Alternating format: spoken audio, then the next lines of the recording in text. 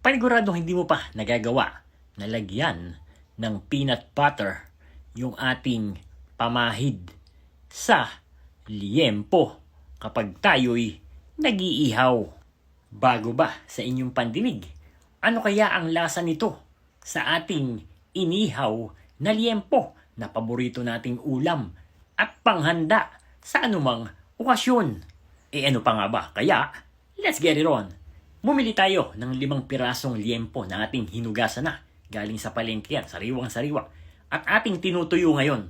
Timplahan natin yan ng salt, ground black pepper, at garlic powder.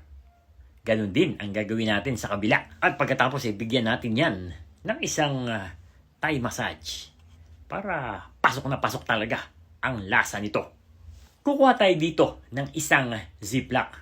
Diyan natin ibubuhos ang soy sauce, ketchup, oyster sauce, isang pirasong lemon or calamansi juice kung anong meron kayo. Maglalagay tayo dito ng 1 tablespoon ng peanut butter. Kahit anong brand ay pwede nyong gamitin dito. Haluin lang natin ito hanggang sa matunaw ang peanut butter. Maglalagay din tayo dito ng crushed garlic at pineapple juice. Haluin natin ito para mag-well incorporate yung ating mga ingredients sa loob ng ziplock. Saka natin ibuka at ilagay na natin yung ating mga liempo.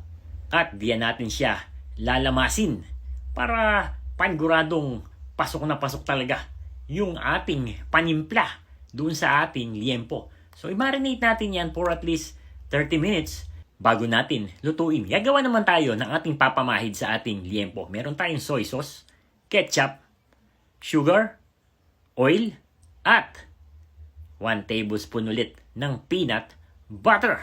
So ito yung gagamitin nating basting or yung pamahid natin doon sa ating liempo habang tayo ay nag-iihaw. So buksan na natin yung ating kalan at isa lang na natin ang ating pan grill. So pwede niyong gawin ito sa uling kapag kayo ay nag-iihaw. Sa pan grill naman, ito yung matipid na version ng pag-iihaw sa loob ng bahay. Pero syempre, mas masarap pa rin kung char grill ang ating gagawin. Iba pa rin kasi yung lasa kapag inihaw natin sa uling. Pero itong ating ginawang pamahid, talagang magpapasarap dito sa ating liempo at mag-iiba ng pananaw mo habang ikaw ay kumakain. Teka muna, ikaw, ano ang paborito mong luto sa liempo? Hilig mo rin ba ang mag-ihaw na kagaya ko? Paki-comment mo naman dyan para magkabistuhan na ang mga liempo lovers na nanonood sa atin ngayon. At this point, luto na yung ating liempo. Kaya, ahunin na natin sa ating grill dahil... And there you have it, KND Nation, mga kadadilicious. Ito yung ating version ng grilled pork liempo with peanut butter. Saktong-sakto sa papalapit na okasyon.